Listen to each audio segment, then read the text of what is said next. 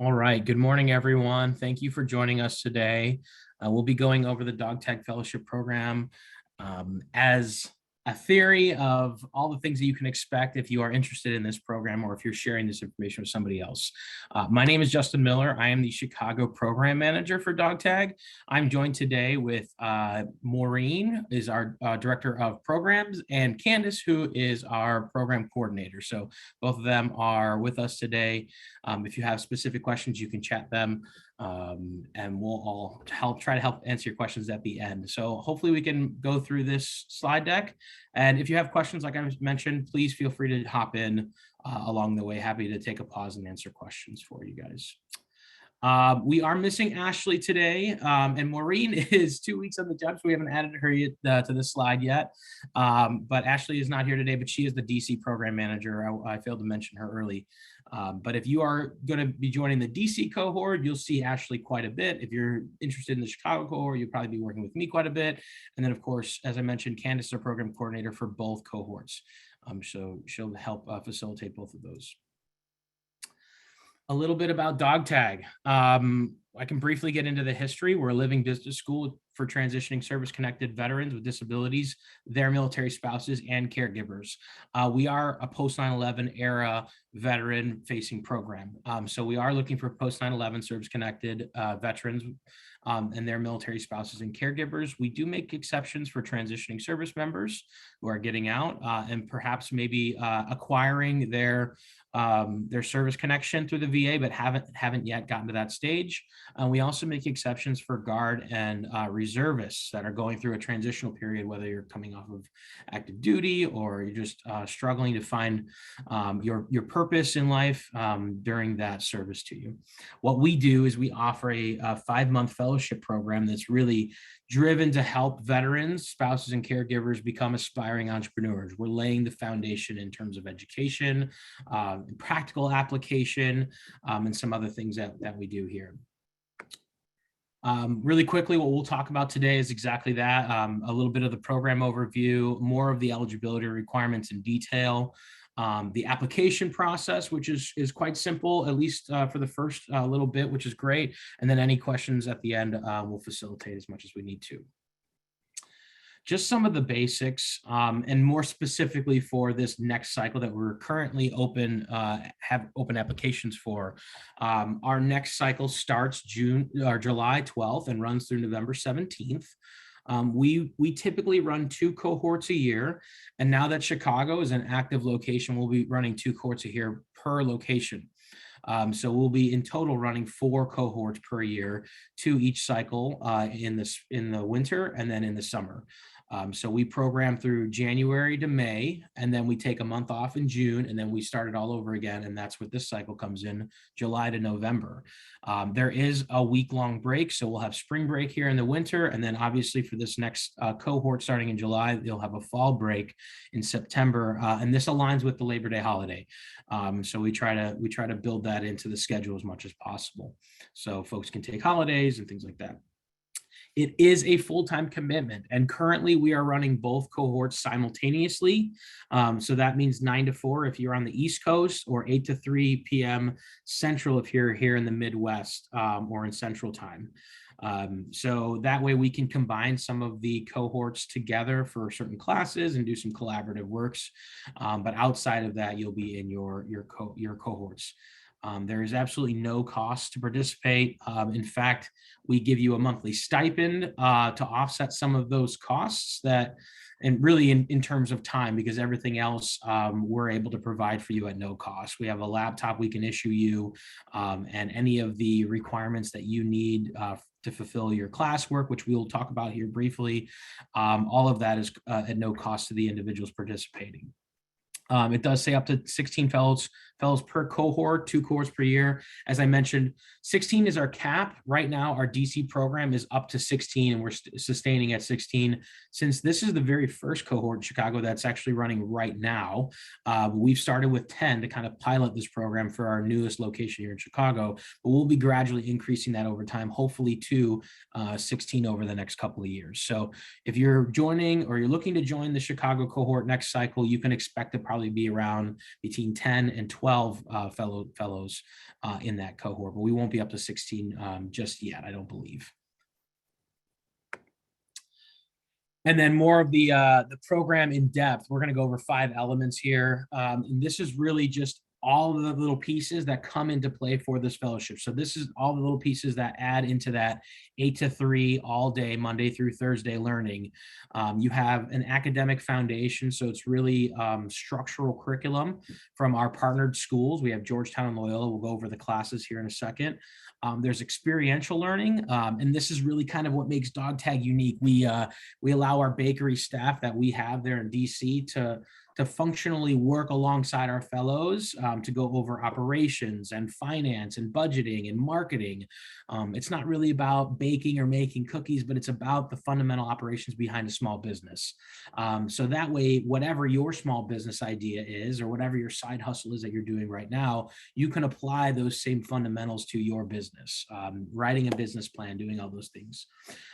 Learning labs is also fairly unique. And I like to kind of call it our speaker series. We bring in subject matter experts, resource providers, and storytellers to really come in and fill some of those scheduling gaps with their information, their networking capabilities, so you guys can explore and expand your networks while you're programming with us. We offer a well-being and reflection element to this program that really looks like Monday morning sessions where we're doing breakouts with our fellows just to recap the weekend, checking in for the week. We offer a Thursday weekly debrief, which is just time for us to kind of reflect on the week, what was good, what was bad, what could be different, and then prepare us for the weekend. And then throughout, we also add a lot of wellness offerings in through learning labs and structured within our program. One of the biggest parts of wellness actually though is our Finding Your Voice program, which I'll dive into a little bit more. It's a theater class, which you might be freaking out about, like, hey, why is there a theater class in small business fundamentals? But as we talk about it later today, I think you'll find that it's really quite fitting in our program. And then lastly, we have a Capstone project. That's really that business plan, developing your business idea into something that's real and authentic and something that you can take after graduation. We'll break these 5 things down here in a second. I mentioned the structured curriculum. So I have 2 slides for that. One is for DC. So if you are going to hopefully program in DC cohort, you can expect to get a certificate of business administration from Georgetown University. It is 6 classes, and those classes are listed here. We have in Chicago something very, very similar. And you can see these classes are all kind of built around small business operations, entrepreneurship, fundamental marketing, finance, things like that. I'm going to shift over to the Chicago slide so you can see a little bit of the differences. Here in Chicago, we partner with Loyola, so you'll get a certificate of business acumen from Loyola University, Chicago. Again, 2 fantastic schools that partner with us. Georgetown has been with us for 7 years as we've started this program in 2014. And we just started our partnership with Loyola as our first cohort is currently ongoing here in Chicago. But a little bit different classes you can expect to have, but mostly the same. Some of those still fundamental finance, accounting classes, entrepreneurial, small business marketing. We do add that supply chain essentials class into this because here in the Midwest, we see a lot of supply and logistics, especially in the service member industry, in the transition service space. There's a lot of service members exiting with those skill sets, with a lot of logistics and supply chain fundamentals. And they may want to apply those things to their small business. So you'll see some differences but for the most part, you have that structured 6 or 7 classes that you can expect no matter where you go in the cohort. Getting into that experiential learning, we call this rotations in-house. So it really is that you get to rotate with our bakery staff, our small business that we have there in DC through marketing and operations, development, financing, strategy.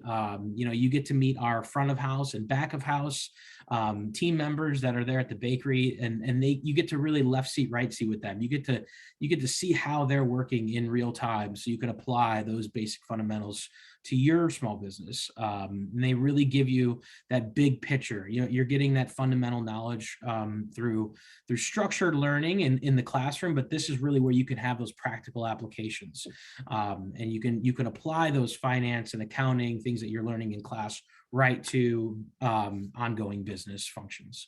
So it's a really great, unique thing that we do here at DogTag to give you that insight. And what that looks like for virtual, we get this question all the time.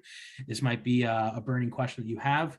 Well, what that looks like for virtual is that it's still via Zoom. So you're still getting a FaceTime with staff. It's just more structured into a case where we develop a case that's something that's based on what we do here at DogTag. So if that's event planning for a specific event, or if it's putting together a holiday box, you get to use those case formats and really build a presentation around that, and still dive into the experience that our staff is able to bring forward for you. Learning labs. I touched on this a little bit. I talked about those subject matter experts that come in, the resource providers, those storytellers.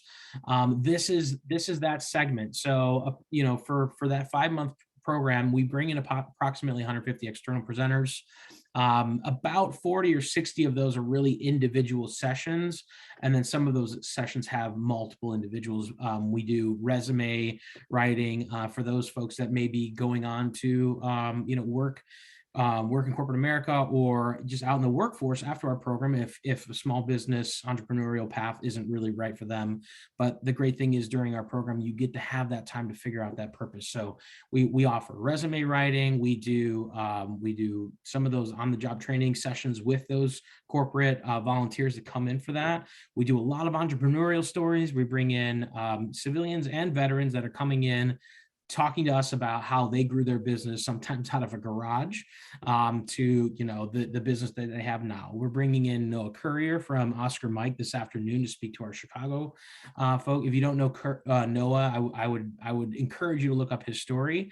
But he started an apparel t-shirt company out of his garage here in Illinois. It's called Oscar Mike, and their for-profit t-shirt company helps fund their nonprofit for disabled veterans that are handicapped and want to participate in sports. So those are just really cool journeys that you get to learn along the way. And this Learning Labs functions as that gap fill for learning all of these intangibles that you can't really get in the classroom, or even in that work, left seat, right seat session. 2 more elements to cover up is wellness, and then we'll get into the capstone. Next slide. For wellness, again, I mentioned a lot of those Monday morning, Thursday afternoon offerings that we do. Along the way, we do a lot of journaling and reflection, some mindfulness. We'll bring in yoga and meditation folks for those Learning Lab components to help walk folks through some of those sessions. And then the last biggest part of this is that theater class that I briefly mentioned earlier, called Finding Your Voice. Again, you might be thinking, what is a theater class doing in a small business fellowship program? This is really an every other week, 3-hour-long session that you get to dive in to really find your own voice. You get to learn kind of your purpose. You get to unpack some of those things that may be nagging in the back of your head. For veterans like myself, a lot of times we leave the service and we have a really hard time talking to people about what makes us tick, and how we're, our skill sets are benefiting, those that we work with. So this class really helps you get out of your shell a little bit, explore that, and then build your voice to share that at the end of the program. So it isn't a great class. We often get a little pushback at the beginning from our fellows, being like, I don't know what I'm doing here in this class. By the end of the program, this is like their favorite part of the whole program. So I encourage you to not be too dismissive of this part of the program, because it really is quite unique for what we have to offer here. And then lastly, the last element here is Capstone. This is really where the rubber meets the road for your business ideas or your small business that you're already doing. This is where you get to take those ideas, put them on paper, build that business plan. So by the end of the 5 months of this fellowship program, you have something tangible. You've been able to put it on paper and think through all the aspects of that business. We don't know what we don't know. So as you're putting together a business idea, or you're starting to doing a business out of your garage or in the basement, or on the third shift entrepreneur, as they say, this really helps you think about all those different aspects. Perfect example is budgeting. We think about our overhead, maybe the bills that we have to pay, and a couple other things, but we really don't think about all those tiny little extra costs that we incur, as business owners or as small business entrepreneurs, that we need to think about. So this program, every week or every other week, you get to meet with our internal staff who guides you through this process. And again, by the end, you should have this amazing business plan. You get to pitch your idea at the end, kind of like that Shark Tank pitch, where you're giving us your business proposal. And it really helps you develop into that small business aspiring entrepreneur. Sarah's not with us today. She's also another member of our dog tag staff here, Sarah, but she's our alumni coordinator. So she usually takes this slide, but I'll do my level best to give her, to make her proud. We have an amazing alumni engagement platform. So once you're done with the program in 5 months, you're not done with dog tag. We recognize you as graduates, as alumni afterwards, for the rest of your life. So we're there to work with you. We offer programs like the advisory program, where as an alumni, you can come back and tap into as many hours as you'd like to help steer you through those next steps in your entrepreneurial journey. And we also offer social happy hours and workshop development workshops, things like that. So we want to stay engaged with you long after you're through our program, so we can continue to invest in you and you can continue to thrive as an entrepreneur, if that's your calling after the program. So eligibility requirements, they're a little different only because here in Chicago, we really are focused also on that Guard Reserve group, but we are still considering that for both cohorts. For DC, post 9/11 veterans with service-connected disabilities, their military spouses, and or caregivers. A lot of times those two are one and the same, but not always. So we want to be inclusive to caregivers that are also not spouses. We also are inclusive of former military spouses. So if you or somebody that is going through a separation after their chapter in the service is over. I worked in military transition for the last 5 years. It happens. We want to make sure that we have this opportunity to give to those former military spouses as well, who may have been putting their career lives on hold for the past however many years while their service member has been serving our country. So we're inclusive of them. The couple other things that we absolutely require is that eagerness to learn and push to grow, and have that that ability to be open to explore entrepreneurship. We go through the application process, which I'll talk a little bit here in the next slides. But we have a very thorough application process that also includes 3-round interviews before we make our final selections for every single cohort. So we're very serious about the people that we want into our program. We want you to be serious about that. It is 5 months worth of incredible programming, and we want to make sure that we're a good fit for you and you're a good fit for us in both directions. So apply knowing that we really want to see that eagerness to be shown through your application and through those interviews. Obviously, having willingness to contribute to community engaging personnel is fantastic as well. The commitment to the schedule, that's kind of a no-brainer. We Monday through Thursday, 9 to 4 Eastern, at least for DC, and then again 8 to 3 p.m. here Central Time for Chicago. You need to be able to commit to those full four day a week programming. And there's also some times that you're going to be doing homework after the fact.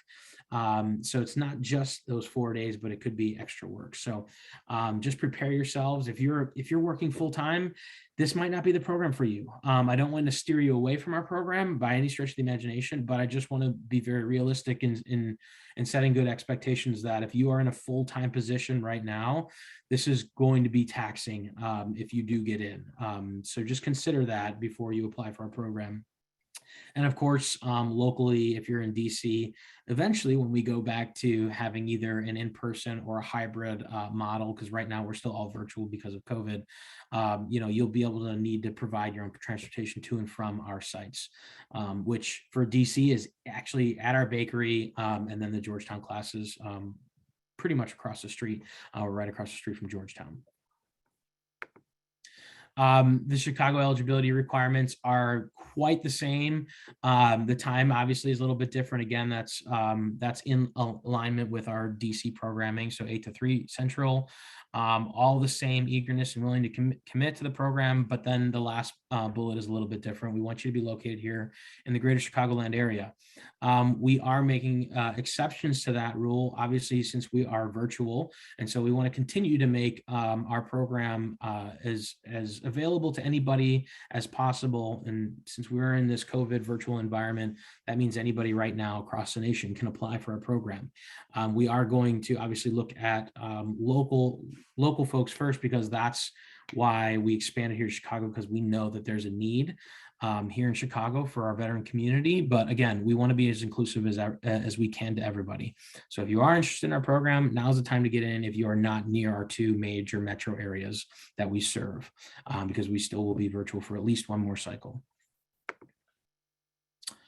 A little bit more on the eligibility requirements. For veterans, we will request that you provide that DD-214 form. If you are a transitioning service member or guard or reservist, we'll accept any current orders in place of that. So to offset that, since you won't have a DD-214 yet, unless you're a guard or reservist that have been active already, and then you may have a DD-214, you can submit that and we'll recognize that for you. Again, you need to have a disability rating through the VA. So we'll require your letter of your rating letter through the VA. Should be very easy to navigate through eBenefits or va.gov. I believe it's been shifted over now, but we'll require that. Spouses obviously are exempt from this disability rating requirement, but we do still need that proof of service of your spouse that has served in order to get you in the program. And then the last piece of documentation that we'll require is that letter of recommendation. This cannot be from a medical provider or a family member. We would like it to be from somebody in your professional industry. It can be a former NCO or OIC. It can be a battle buddy or a former employee that you've spent some time with, a mentor.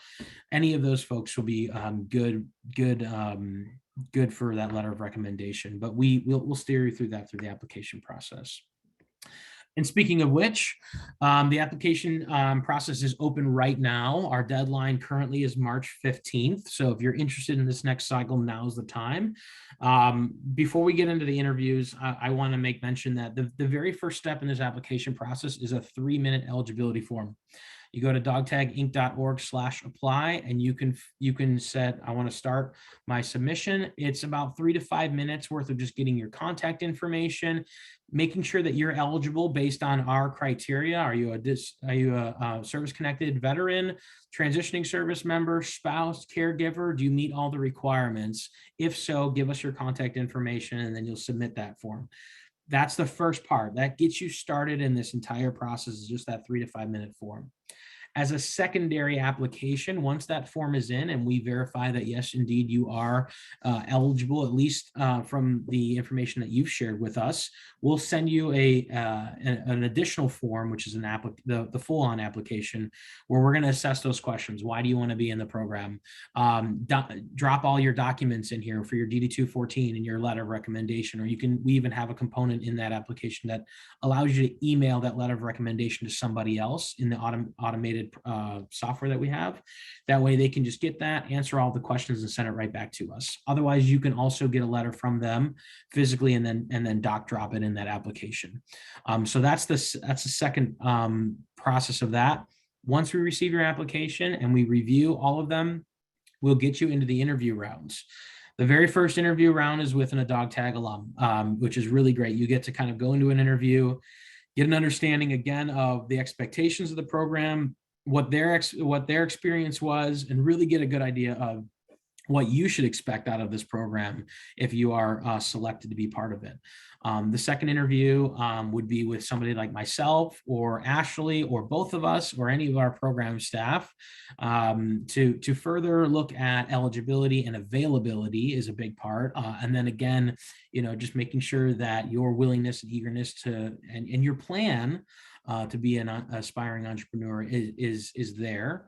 And then the very last round interview is with either our CEO or dog tag board member. So we want to be very, very thorough about who's coming into our program and making sure it's best fit as possible. And then that's it. I'm glad I made it all the way through. I will stop sharing my screen and we can facilitate any questions you have at this point. We got somebody in the waiting room that's coming in late, looks like, but for those that are on the call, we're still recording. Does anybody have any general questions that they have for the good of the group? We can answer them and then I can turn the recording off and then we can go into individualized questions. So any general questions for the good of the group that I can help answer? Yes, good morning, Justin. This is Terry Thorne. Thank you again for having us this morning for the information session. One of the questions I had was, when do you think that you all are going back, I guess, in person?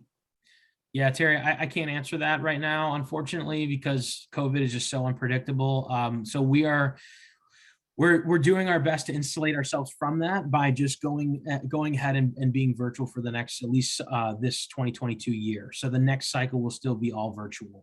If there's an opportunity to do some in-person events or groups, we'll try to do those, but they're probably going to be optional because again, we want to try to be inclusive of everybody nationwide while we have that ability to be inclusive of them. So I'm sorry I can't better answer your question, but hopefully as soon as we can, we'll be back in person. Once there isn't that pandemic that's on our backs anymore. Terry, just a quick question back to you. Is being in person a pro or a con when you think about participation? Well, for myself, I would think it will be a pro, especially if it's hands-on business, actually, getting your hands in there, seeing what's going on. And also if it was somewhat of a hybrid model, I would think virtual is good. Like you said, Justin, you can reach the rural, but at the same time, it's actually having, take the trash out, actually seeing what's going on, understanding all that stuff that comes with the business, I think will be absolutely important. Okay. That's great feedback. Thank you, Terry.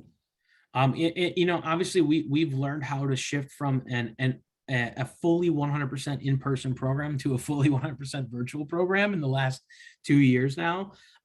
So I think it's our hope that we'll have some kind of a hybrid offering in the future, even if we do go back to in-person. It would be a loss to leave the virtual space now that we're so accustomed to it. But again, those are decisions that are gonna be made in the future. So hopefully, at least for this next cycle, we'll be virtual. And in the last couple of years, we've been doing virtual. It's come a long way, and our fellows are still getting a lot out of the cohort. Every graduation, we still have tear-jerking moments and those incredible business plans that come out. So I think it's still working as we want it to be. So thank you for that question. Katie, you had a question. I think you had your hand up for a second. I think Terry had kind of covered it. I am a mother of 2 very small humans. And I think that I could make something work in the DC area. I'm up in Connecticut, but so that's really actually very advantageous and an amazing opportunity if I were to be a part of your cohort. So I guess in that name, have you found that there are any strengths to being virtual other than being able to offer to a broader audience?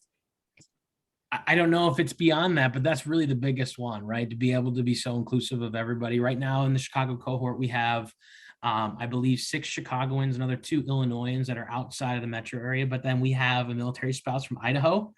And we also have a service member, also military spouse, so dual military from Oklahoma. So without having that virtual offering, we'd never be able to open up our program to those 2 folks that are a great fit.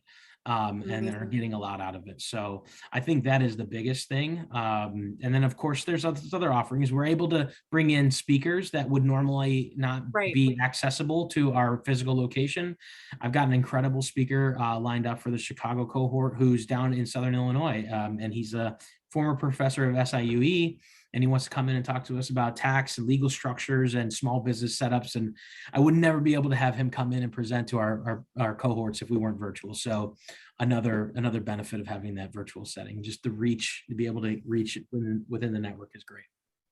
Awesome. Well, thank you for all you are all doing. This is an incredible opportunity, and wishing everybody the best of luck. Thanks, Katie. Any other general questions? If you have individual questions, I'll stop the recording. We can answer them. Any more general questions? Go ahead, Daniel. Hi, Daniel Opika here. I don't know if this is a general question or not, but my friend and I, who's also a veteran, we started a business in 2021, like late 2021. Yeah. And we filed for an LLC, and we're official, and we're just kind of starting with our first clients. And I don't know, would you consider this program to still be beneficial for people who already started the process, or still in the beginnings of establishing themselves as a business? Yeah, that's a great question, Daniel. I would say yes. Obviously, there's a lot of ins and outs for that. Like, again, availability is going to be the biggest struggle. Are you able to make a Monday through Thursday commitment full time and push some of those other things off to Friday or the weekends? But I would say yes, we get all walks of life and every aspect of entrepreneur come through our program. We've got folks that don't even know what they want to do, but they know that whatever path they're on right now isn't working for them. We have folks that have an idea. I've got a really great idea. We put it down on paper, but there's no structure to it yet. We want to kind of get some of those fundamentals to add to it. And then we have folks like you that, hey, I started my business. We have some clients now, but we really want to make it a little bit more robust and be thoughtful about how we build this company. So we also have folks that are exactly in your shoes. We're just getting started, kind of laying that groundwork, and really want to build out their structures. So I would say yes, at least, in theory. And then as we get into those interviews and kind of unpack, what your time commitment looks like, what your availability is, what stage in that process you are, we can better answer those questions a little bit more individually. All right, thank you. Yep. Anybody else have general questions? You can use the raise hand feature in Zoom.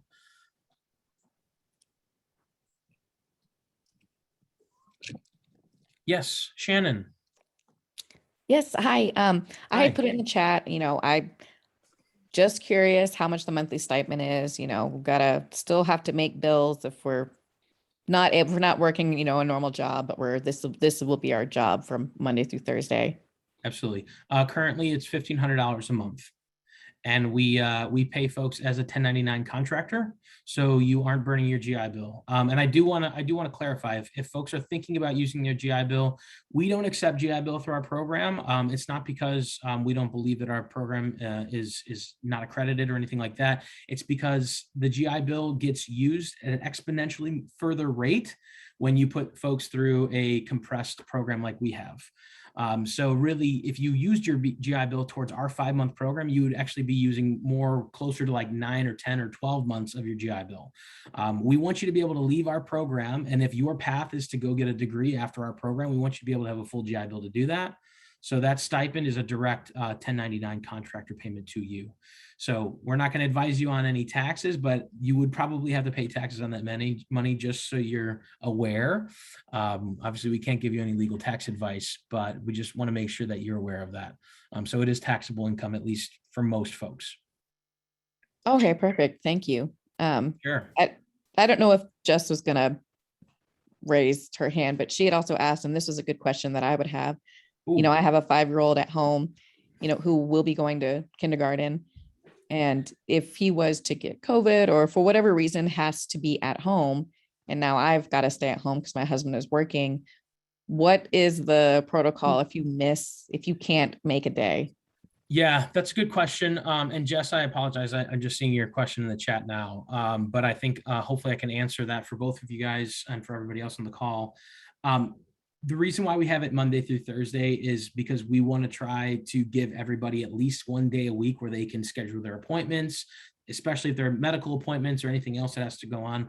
So we really encourage folks to schedule all their needs outside of our program to Friday or the weekend. That being said, stuff does come up. We get it. We're all working from home right now, which is bizarre, even though we're kind of normalizing it a couple of years into COVID. Things happen, things come up. We want to be able to work with everybody that comes through. So generally speaking, on a case-by-case basis, we'll work with individuals as things come up, as they're unavailable to fellowship with us. There's some obviously, there's some obvious like policies that we have to adhere by, some expectations that we do have of fellows. You can't just miss a whole bunch of classes because then you're not going to pass that class. So our partnership with Loyola and Georgetown, those are pass-fail classes. We want to work with you as much as possible, but if you miss 3 out of the 5 classes for that one, say entrepreneurial class, you're not going to pass that class. You're not going to be able to graduate dog tag.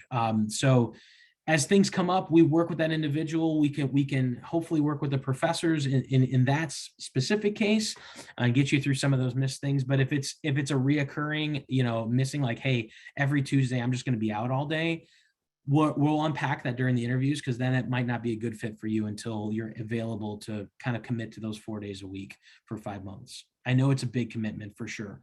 But at the end of the day, if it's just one-offs, things come up with kids. I've got 3 kids myself. It happens. We know life happens. We're more than willing to work with our fellows on a case-by-case basis to make sure that they're taken care of, and they're stable, and they have all the information that they may have missed out on. Okay, thank you so much. Sure. Couple more hands up. Mark.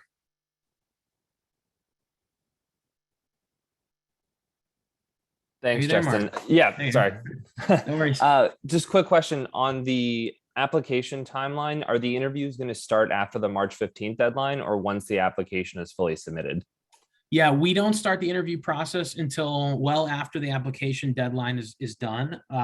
So in theory, March 15th is our cutoff. Last cycle, we extended that since we were recruiting for Chicago for the first time. We extended that deadline a few times, actually, just to give people more time. And we were able to do that because I wasn't running a fellowship at the same time. I was actually just working on recruiting. This cycle, we will probably have that cutoff date March 15th. If we do extend it, we'll let everyone know ahead of time. But yes, try to get your application in. The interview process starts after that. Okay. So even if you finish your application today and you get everything to us today, we won't even reach out to you until we'll let you know, hey, thank you for submitting everything, but we're not going to even reach out to you for interview times until well after March 15th, if that makes sense. So yes. The goal is to get everybody through all of the rounds of interviews and have those selections made at least 1 full month before the cohort starts. So we want to give everybody at least 30 days before, July, was it 7th, to be able to prepare, get everything you need to get figured out. So come July, you'll be ready to program with us 4 days a week and have that availability. So we try to give you guys at least a month notice that you've been selected for our process. So you can imagine somewhere between the months of May and early June is really when those interviews happen. Okay. Thanks, Justin. Sure. Terry, you still have your hand up. Was that from the last question or do you have another one? No, Jess, I have another question now. So, you mentioned the classes and actually a pass-fail. I had a question about completing those classes. Are those transferable hours into applying to a degree program? Right now, I'm going to say I don't know because of the 2 different schools and how they work. I would say that if they are transferable, will probably be within the school.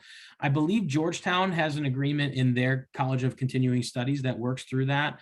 I honestly don't know. So I can follow up with you and answer that question for you once I find out. But from my understanding, that is a closed certificate that the universities issue to you. So you'll have a certificate in hand, whether that is transferable or not. I actually don't know. I'm sorry, I can't answer your question. I will do my best to get you an answer though. I have your email from the registration. All right, thank you, sir. Sure. Any other questions? All right, I'm gonna stop the recording. Thanks, everybody.